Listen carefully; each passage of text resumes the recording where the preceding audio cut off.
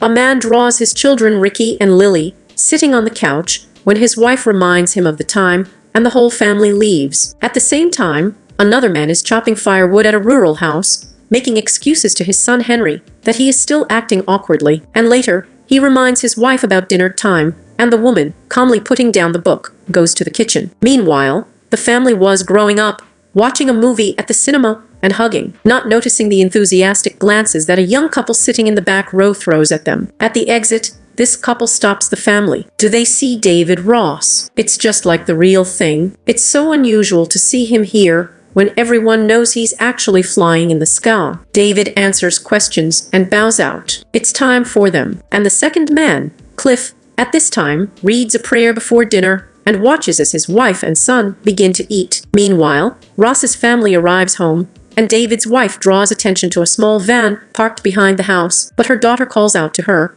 and the woman goes inside, forgetting about the unfamiliar car. David puts the children to bed, kisses them, and, wishing sweet dreams, goes to his wife, who is waiting for him with a glass of wine in her hand. They dance and caress each other, until the man is suddenly distracted by the call of a scientific device. He kisses his wife one last time, and goes to a separate room. A call also comes to Leaf, and he coldly says goodbye to his wife, passing into the next room, where a high-tech chair lies down, and dials a code number on the display. So does David. And a second later, both men wake up in the beds of the space station. They meet in the control room, and find out that the call came in connection with a small breakdown outside the station, and Cliff, dressed in a spacesuit, goes into outer space, while David watches him on the monitors. After finishing the repairs, Cliff returns to the station. David starts talking about his new home. The partner likes the fact that it is located far from the city, where there is real nature, and there is a river and fish in it. True, son Henry and wife Lana do not particularly like privacy, but they will get used to it. The astronauts wish each other a fruitful week and go to their jobs. And later, they activate their code cards and go to the bodies of their counterparts on Earth. Cliff goes to his wife's bedroom, and she asks for permission to have a party, because since they arrived, she has been constantly at home. But the husband is very cold about this idea, and immediately goes to bed, turning away from his wife. At this time, David, waking up, hears sounds in the living room of his house, and, armed with a bat, goes down to the first floor, where 4 people in hippie clothes are waiting for him. David orders them to get out, but the leader of the group orders them to grab the human machine. They are interested in finding out what is in this body, and where his soul really is. The man is grabbed, and the leader, taking a knife, cuts off David's hand. He is disappointed not to see blood inside. It really is made of something incomprehensible, and, ordering an assistant to bring David's family here, he disables him by hitting him on the head with a hammer. The cosmonaut regains consciousness, and immediately reactivates the card,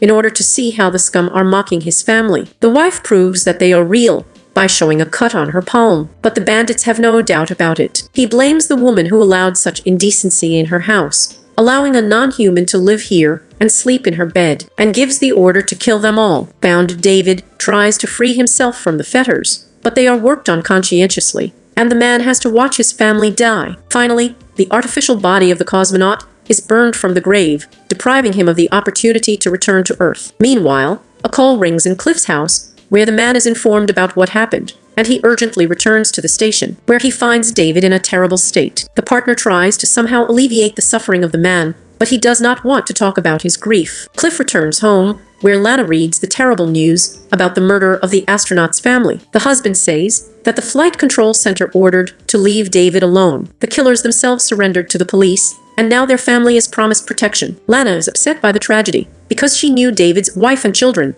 and is very sympathetic to him. And Cliff is worried that it is impossible to make a new copy of the body, and this means that David is locked up on the station for another 4 years, until the end of the mission. Time is passing. The astronauts continue to go about their business, and one day, Cliff, arriving on Earth, reads the newspaper reports about the funeral of the Rose family, while David watches the ceremony on the monitor, and then has dinner alone, while Cliff and his son go fishing on Earth. But then a call comes to his transponder, and he rushes to run to the house. The system shows problems with the gateway, and Cliff immediately goes to it, and sees David locked inside. The man demands to let him in, and when the door opens, David assures him that it was a simple check. Later, Cliff tells Lana about everything, and reminds her that if some kind of malfunction happens, and the station dies, the end will come for him. And then, Lana offers to let David use his communicator so that he can visit the Earth and recover a little. Back at the station, Cliff talks about it and sees his partner's eyes light up. Later, Cliff gives instructions to his wife about the manner of communication with his colleague. I advise Tom to just let him breathe and go to the communicator, and so David lies down in the bed of his partner and goes into the body of his double. Waking up on Earth, he explores his new body and goes outside, where Lana is already waiting for him. The woman leads him into the forest, showing him her favorite place by a big tree. And there David, seeing a caterpillar, suddenly starts crying like a child, remembering his family. Lana does not know how to react to such manifestations of feelings, and hugs the man, trying to comfort him. When the couple returns to the house, David praises the structure, not noticing how Henry is watching them. Meanwhile, Cliff can't find a place for himself, worrying about how his partner's meeting with his family will go. But David returns to the station and thanks the astronaut for giving him the opportunity to visit Earth. Now Cliff hurries home, and David takes his sketchbook and begins to draw what he saw. Lana is glad to hear from her husband that his colleagues are feeling better, and tells about David's tears, and he is surprised at such an open display of feelings. A little time passes, and one day, David shows his partner a drawing of his house. Cliff is delighted with the drawing. He would have liked to hang it in his living room. David is ready to paint a real oil painting if a friend allows him to be downstairs from time to time. Cliff promises to think about it. Later, the couple consults, and although Lana does not really like this idea, she is ready to give David the opportunity to forget a little with the help of her favorite activity. David stays in Cliff's body the next day and is happy to find everything he needs for creativity in the barn. Noticing the book in Lana's hands, he talks about literature, and the woman rejoices at his attention. Cliff doesn't spoil her with conversations, and when music starts playing from the barn, she stops and listens to David's favorite record with pleasure. Time goes by. Men are alternately on the ground. David draws and often talks to Lana. One day, he offers her to paint, and when the woman takes the brush, he hugs her slightly.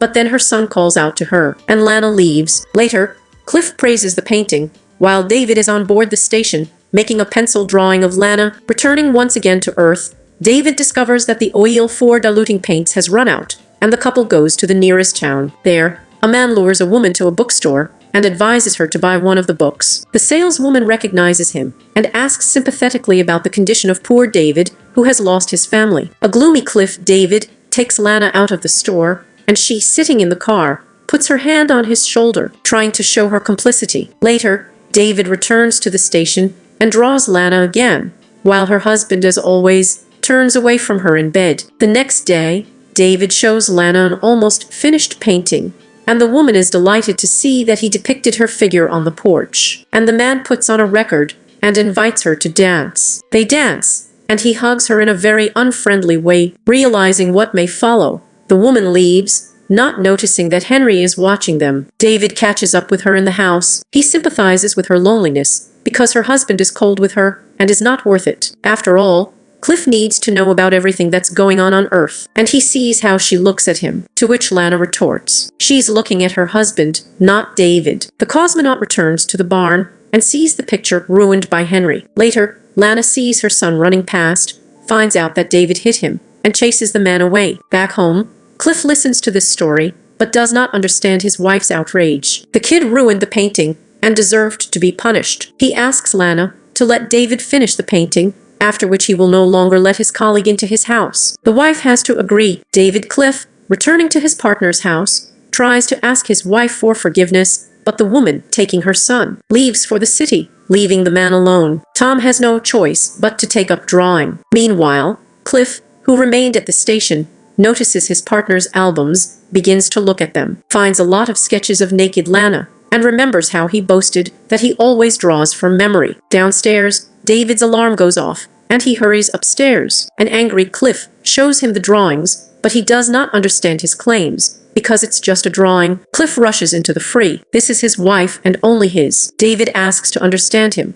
because he lost everything he had. A friend has everything, but his wife is lonely, because Cliff does not pay her any attention.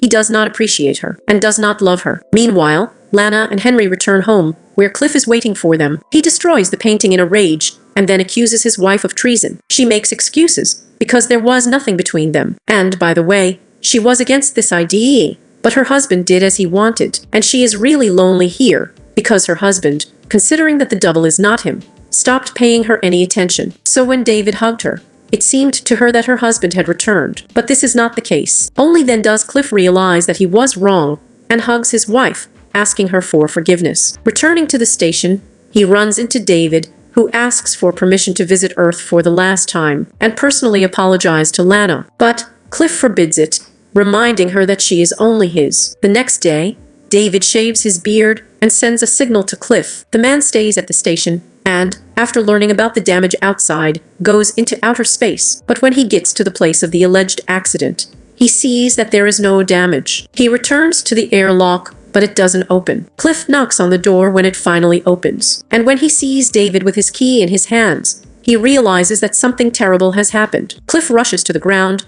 and, waking up in a chair, sees his bloody hands. He runs through the house, shouting his wife's name and seeing terrible footprints on the walls, and, going downstairs, finds a pool of blood in the living room. Falling to the floor, the man screams with grief and horror. Sometime later, he returns to the station and sees David, who offers him a chair opposite himself. And the station flies on, a terrible version of the development of cosmonautics, and a vivid confirmation of the truth. Often we bring our enemies into our house ourselves,